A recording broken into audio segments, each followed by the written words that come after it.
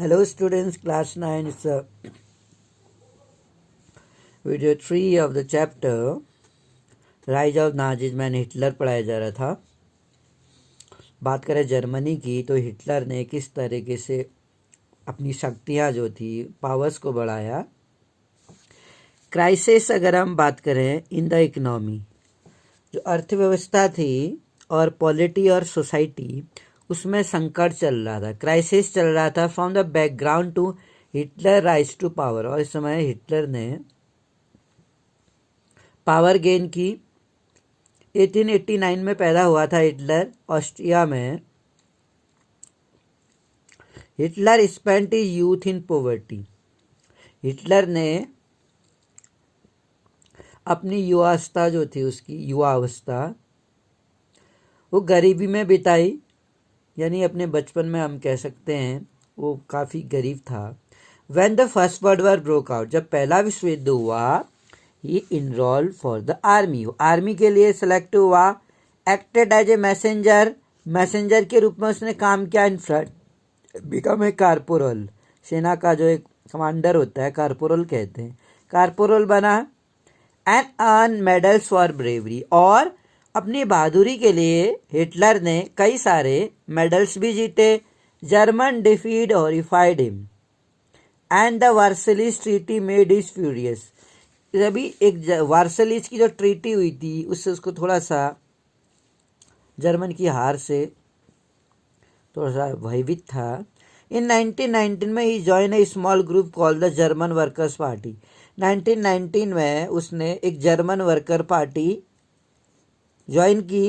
He subsequently took over the organisation and rename it and national socialist German workers party जो थी। The party came to be known as Nazi party, और इस तरीके से जो ये पार्टी थी नाजी पार्टी के नाम से जानी गई।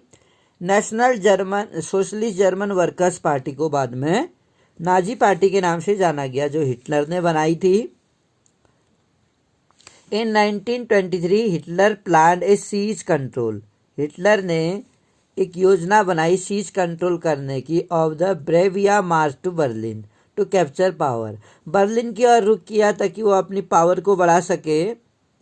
ही फेल्ड, लेकिन वो असफल हुआ और उसे गिरफ्तार कर लिया गया। Tried for the treason and later release, और बाद में उसको वहाँ से छोड़ दिया। Nazi could not effectively mobilise popular support till the early 1930।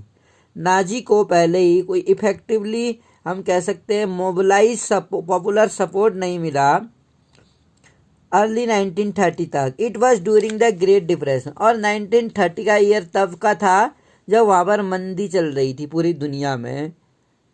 मंदी का अर्थ है किसानों का जो अनाज था वो बिक नहीं रहा था, सारे बैंक बंद हो गए थे, लोगों के रोजगार छिन गए थे, इस वजह से लोगों के पास पैसा नहीं था। तो अमेरिका जैसा पावरफुल कंट्री भी इसकी चपेट में आ गया था। तो ग्रेट डिप्रेशन द नाजिज्म में बिकेम ए मास मूवमेंट। तो ग्रेट डिप्रेशन के दौरान, मंदी के दौरान नाजिज्म में बिकेम मास मूवमेंट, नाजिज्म क्या बन गया? एक मास मूवमेंट बन गया, आंदोलन बन गया। वी हैव सीन, अगर हम देखें आफ्टर 29 के बाद, तो बैंक जो थे, जितने भी बैंक थे कोलैप्स्ड हो गए, क्योंकि बैंक लोग जितने भी बैंक थे वो सारा जिन्होंने उतना लोन दिया था लोगों को वो अपना वो वापस लेने लग गए। बैंक फाइनली अगर जब लोग चुका नहीं पाए उस लोन को तो बैंक क्या हो गए? बैंक बंद हो गए, कोलैप्स्ड हो गए। एंड बिजनेसमैन, बिजनेस, और जितने ज़्यादा व्यवसाय थे लोगों का रोजगार छिन गया, बिजनेस शट डाउन हो गए, और कई सारे वर्कर्स ने अपनी जॉब खो दी। 2020 में सेम ऐसा ही हो रहा है एपिडेमिक के कारण। बैंक तो बंद नहीं हुए हैं, ठीक है, 2020 में, लेकिन कहीं ना कहीं रोजगार बंद हो गए, लोग अनएम्प्लॉयड तो हो गए हैं, वर्कर्स ने अपनी जॉब खो दी थी। एंड मिडिल क्लास जो थे, मध्यम वर्गीय जो लोग थे, वह थ्री टर्न विद डिस्ट्यूशन के साथ उनको 3 टर्न मिला, चेतावनी जैसी। इन सच ए सिचुएशन, इसी स्थिति में नाजी ने एक प्रोपोगेंडा यानी एक प्रचार किया, stride of a better future, एक बेटर फ्यूचर की आशा के साथ। इन 1928 में the Nazi party got no more than 2.6% vote in Reichstag. जो नाजी पार्टी थी गॉट नो, उसको 2.6% वोट से ज़्यादा नहीं मिले रिक्सडॉग, मतलब जर्मन पार्लियामेंट जो थी। बाई 1932 की अगर हम बात करें, it had become the largest party. 1932 तक ये सबसे लार्जेस्ट पार्टी बन चुकी थी, जहां इसको 2.6% वोट मिल रहे थे, बड़ी मुश्किल से इसको 37% वोट मिले।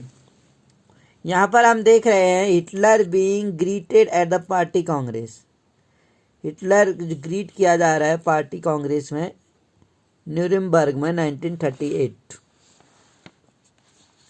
अब अगर हम हिटलर की क्वालिटीज़ की बात करें तो जो हिटलर था जिसने नाजीज पार्टी बनाई थी, he was a powerful speaker, वो बहुत ही ज़्यादा पावरफुल स्पीकर था, वक्ता था, बोलने में बहुत चतुर था वो।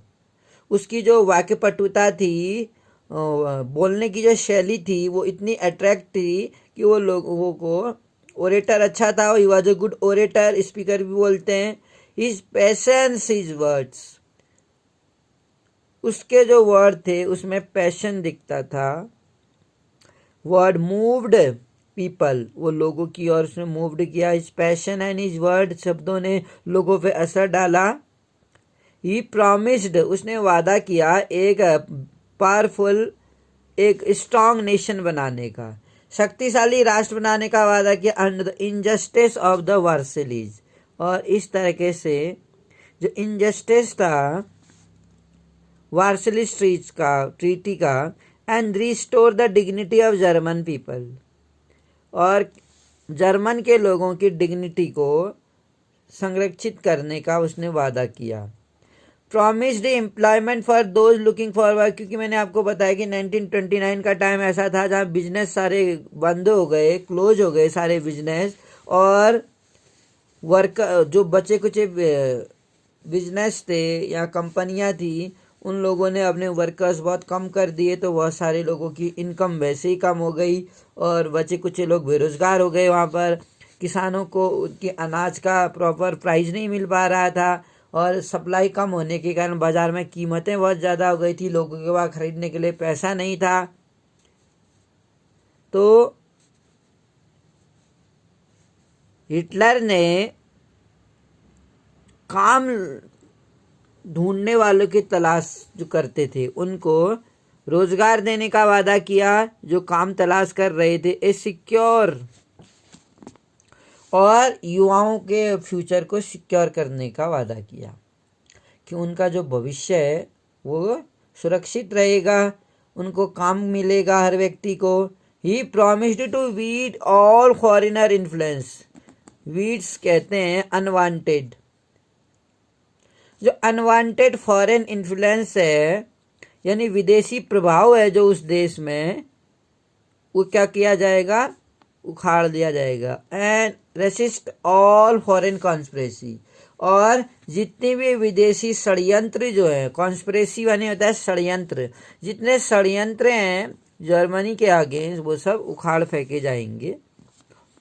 Hitler devise a new style of politics, उसने एक नया डिवाइज पॉलिटिक्स का शुरू किया। ही अंडरस्टूड, वह जानता था, समझता था, जो सिग्निफिकेंस है ऑफ रिचुअल्स, जो हमारे धार्मिक क्रियाकलाप हैं, संस्कार हैं, रिचुअल्स, कर्मकांड जो हैं, and spectacle in mass mobilisation. Nazi held massive rally, Nazi ने क्या किया, बहुत बड़ी रैली ऑर्गेनाइज किए।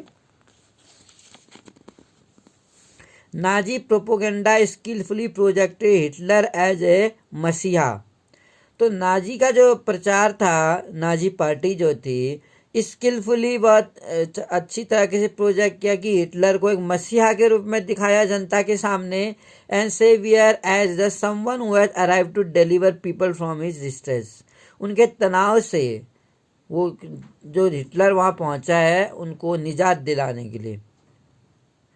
इट इज एन इमेज, ये एक ऐसी इमेज थी दैट कैप्चर्ड, जो उनको कल्पना करने लग गए, people who sense of dignity, और उसको सेंस ऑफ डिग्निटी और प्राइड के रूप में देखा, has been settled, and who were living in the time of acute economic and political crisis, जो एक ऐसे समय में रह रहे थे जहाँ पर इकोनॉमिक और पॉलिटिकल, राजनीतिक और आर्थिक संकट चल रहा था, जब देश में लोगों के पास रोजगार नहीं था, जब उद्योग सारे बंद हो चुके थे, जब जर्मन पर विदेशी ताकतें षड्यंत्र रच रही थी। तो इन सब से निजात दिलाने के लिए जो हिटलर था, उसने अपनी स्ट्रेटजी बनाई थी, और फाइनली वो पार्लियामेंट्स में, जो रिक्सडॉग के नाम से जानी जाती है, वहाँ पर 37% वोट लेके आया था। डिस्ट्रक्शन ऑफ डेमोक्रेसी, तो फाइनली जो डिस्ट्रक्शन था डेमोक्रेसी का, वो किस तरीके से हुआ, ऑन जनवरी 1933 की अगर हम बात करें, प्रेसिडेंट जो थे हिंडनबर्ग ऑफर द चांसलरशिप, हिंडनबर्ग जो प्रेसिडेंट थे, उन्होंने एक चांसलरशिप, जो सबसे बड़ी पोजीशन थी कैबिनेट मिनिस्टर में, वो हिटलर को दे दी। By now the Nazi has manage to rally the conservatives to their cause, तब तक by now the Nazi has manage, Nazi ने क्या मैनेज किया, टू रैली द कंजर्वेटिव्स जो थे टू देयर कॉज, रूढ़िवादी जो थे, हैविंग एक्वायर्ड पावर करने के बाद, Hitler set out a dismantle the structure of democratic rule, जो स्ट्रक्चर था डेमोक्रेटिक रूल का उसे बदला, और mysterious fire that broke out in, और अचानक से पता चला कि वहां पर जो जर्मन का पार्लियामेंट था बिल्डिंग, उस पर एक रहस्यमय ढंग से आग लग गई। In February facilitated is move the fire decree और 28 फरवरी 1933 की ये घटना है। Identically suspend civic right like freedom, और इस तरीके से जो सस्पेंडेड थे सिविक राइट, जो फ्रीडम ऑफ स्पीच था, बोलने की आज़ादी, press and assembly, that had been guaranteed by the Weimar constitution, जो वेमर संविधान के द्वारा गारंटी के रूप में दिए गए थे। Then he turn on his army, उसके बाद वो अपनी आर्मी की एनिमी, शत्रु की ओर मुड़े। Communist, most of whom were hurriedly packed off to the newly established concentration camp. Concentration camp एक ऐसा कैंप होता था जहाँ पर लोगों को आइसोलेट किया जाता था, एंड डिटेन, और वहाँ पर उसको डिटेन कर देते थे बिना उस पर कोई कानूनी कार्रवाई करे। Typically it was surrounded by electrified barbed wire fence, देखा जाए तो इसके चारों ओर जो दीवार होती थी, उस दीवार में जो फेंस लगाए, चारों ओर दीवार में फेंसेस में इलेक्ट्रीफाइड वायर लगाई जाती थी, ताकि जो लोग यहाँ पर जाते थे उस वहाँ से भाग ना पाए।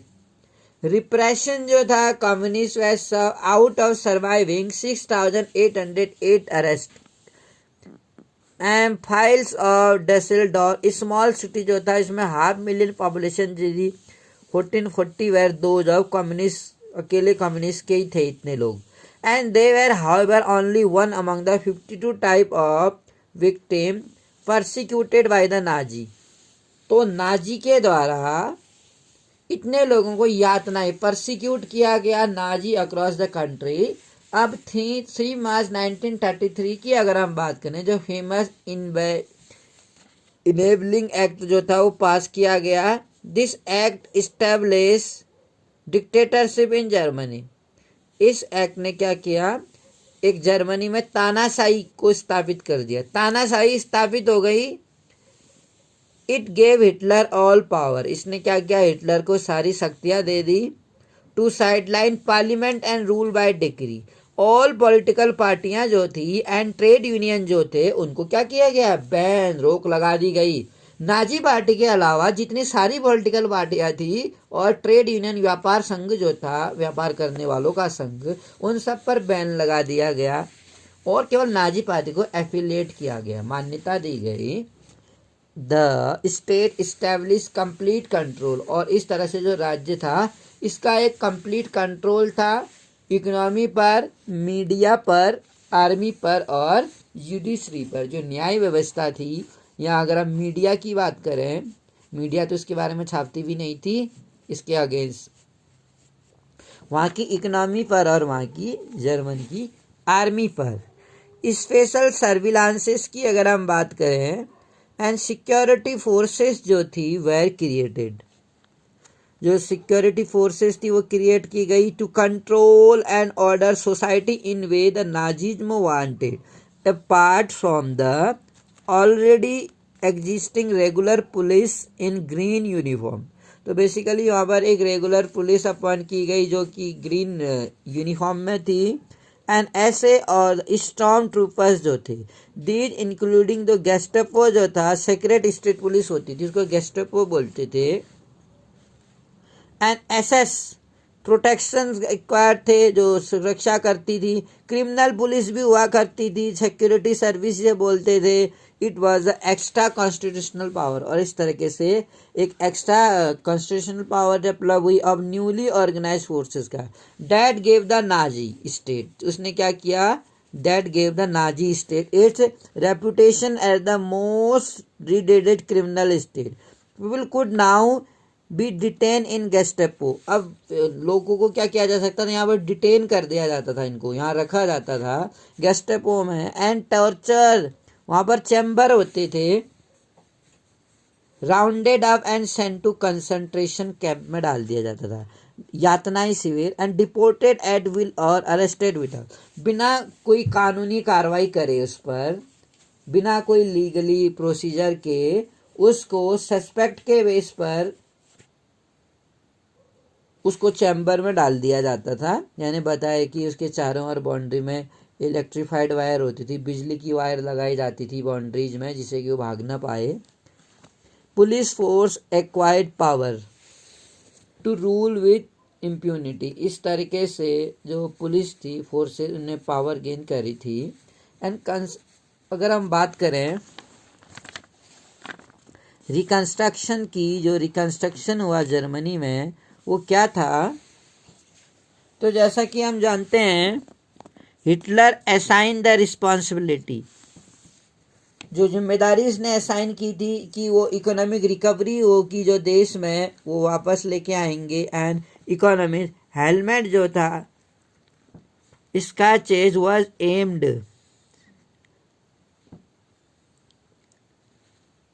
फुल प्रोडक्शन जो था एंड फुल एम्प्लॉयमेंट जो थे दो ए स्टेट की, वो पूर्ण तरह से रोजगार देगा, प्रोडक्शन होगा देश में, state fund work creation programme चलाए गए वहाँ पर। दिस प्रोजेक्ट जो थे produce the famous German super highway and people car the Volkswagen. अगर हम बात करें ये प्रोजेक्ट जो था इसने किसने प्रोड्यूस किया, प्रोड्यूस द फेमस जर्मन जो थे सुपर हाईवेज प्रोड्यूस की गई, एंड द पीपल्स कार, जो वोल्क्सवैगन थी लोगों की कार। इन फॉरेन पॉलिसी की अगर हम बात करें, also Hitler acquired quick successes, Hitler ने क्विक सक्सेसेस प्राप्त की, ही pulled off the league of nation, और जैसे कि हमें पता होगा फर्स्ट वर्ल्ड वॉर के बाद एक लीग ऑफ नेशन बना था। In 1933 the reoccupied and Rhineland in 1936 and integrated Austria and Germany in 1938 under the slogan People One Empire One Leader, यानी कि जो एक नारा था लोग जो थे एक साम्राज्य और एक नेता, he then went to on the rest Germany में वो गया, and speaking certain land from the Czechoslovakia and governed of the entire country. In all of these he had the unspoken support of England. उसके पास unspoken support था England का, which has considered the Versailles, जो उसने वर्सलिज में consider किया, verdict too harsh and required quick successes at home and abroad seemed to reverse the destiny of the country. इस तरीके से हम अगर देखें जो स्केचेस थे एडवाइस किए गए हिटलर के again investing and the reminder a star still run on deficit financing, और however had no place in Nazi Germany में जहाँ कोई स्थान नहीं था sketches, and there Hitler chose war as the way of approaching. और इस तरीके से हम देख रहे हैं इसमें कि जो एक्सपेंशन था नाजी का 1942 तक। तो कितना ज़्यादा उसने एक्सपेंशन किया था हम देख सकते हैं। Union of Soviet socialist Republic. Greater Germany, तो जर्मनी का ये भाग दिखा रखा है येलो वाला, तो क्या था, ग्रेटर पार्ट था। Power cooperation with the axis, ये देश थे, इन शक्तियों के साथ उनमें पावर थी। Italy and it's territories, Italy को ही देख लें अगर हम, इटली की इतनी सारी टेरिटरीज दिखाई गई हैं।